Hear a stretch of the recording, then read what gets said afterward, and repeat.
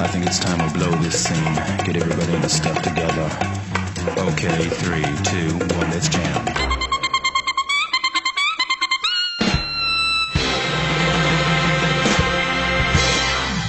On today's episode of Woman Reactions Direct to Fire Force, Episode 7, the investigation of the first commences. So coming off last week's episode, Princess Hibana has had a change of hearts. Yes, it seems all she needed was a hero to save her from the darkness she had become. Luckily, we have Shinra. So riding off the battle between the 5th and 8th Company as a surprise training exercise, Hibana has offered to lend a hand as the 8th Company's investigation continues. Now, though she proclaims that the 5th Company can't help because they're technically owned by, a conglomerate, she personally will help, and in this we get a huge piece of information, a giant revelation. Although we don't know the strict cause of natural human combustion, it seems that some are being man-made. Yes, people are out there creating infernals. What the hell? What's even more interesting is that they seem to be localized in a certain district, Shinjuku, which happens to be under the first company's jurisdiction. So the man we see in Shinra's flashbacks holding Shinra's hand, the one we saw at the rookie festival that wouldn't even give him the time of day, literally pretended not to even remember him. One of the areas that's under his authority is producing man-made infernals. So whether it's under his nose, behind his back, or he's part of it, it's time to investigate the first. Now, under the guise of rookie training, in the first year, rookies have the ability to go to other squads and train with them, leaving the investigation of the first basically up to Shinra and Arthur. Now, in this episode, we get a slew of new characters, as well as getting to see the upper echelon of the first in battle. Yes, right after a brief introduction, Shinra basically challenges the first to a sparring session, with the end goal of trying to ascertain some information from the captain. We see one of the lieutenants, Rekka, take on another one of the rookies we saw at the festival. He's from Company 2, with the bout abruptly ending basically after the much needed interference by another Lieutenant Karam, who has the ability to turn heat waves into sound waves and sound waves into ice, if I'm understanding his ability. I don't know, all I know is using heat and sound, he is able to generate ice. After the match between another lieutenant as well as the rookie from Company 5 is declined, it is up to a battle between Shinra and Arthur against the captain, Leonard Burns. And I have to say, this guy is definitely OP. He is just giving off an overwhelming presence, and it definitely shows in this battle. Now, Arthur takes the lead and decides to go in with Excalibur, but Burns is able to block it with his bare hands. Not only that, he grabs it, extinguishing the blade, and in some kind of concussion, Arthur gets thrown all the way back. Shinra takes this opportunity to go in for the kill. After a very fluid and dynamic battle where the earth is literally shaking, he goes in for that signature scorching kick, but besides burning off a little bit of the captain's shirt, it seems to have no effect. After the captain asks why Shinra joined the Fire Force, and Shinra gives his answer, with a single step, he is just thrown backwards. I mean, I don't know what this dude's power is. What is his ability? He is able to bare hand touch Excalibur, which is a plasma blade that literally slices through steel like butter, took on a full-on kick from Shinra, and the man has barely broken a sweat. Damn, this episode was good. I have to say, through all the characters we've been introduced in the first, something doesn't feel right with this company, especially with the captain. It just feels like he's hiding something. But I absolutely loved how everyone had their really unique personalities as well as their character designs. Even their powers, I mean, from what we've seen, are unique. Not only did we get a startling revelation as well as a couple good battles, we got the return of Tamaki. But I really am concerned, what is life going to be like for Shinra and Arthur now that they're under the guise of the first company? And with that being said, I cannot wait for future episodes.